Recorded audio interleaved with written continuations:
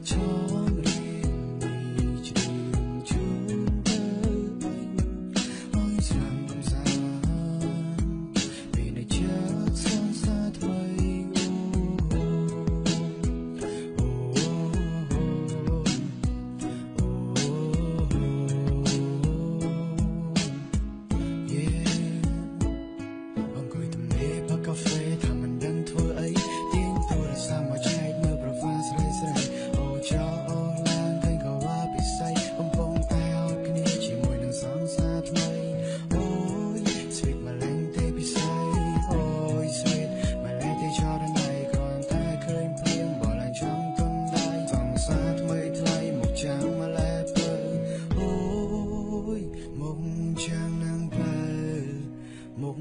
ដូចអូនចាំនឹងថ្លៃ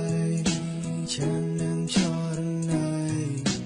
ចាំនឹងថ្លៃអូនប្រយ័ត្នតែគេច្រឡំថាដើរជាមួយនឹងកូន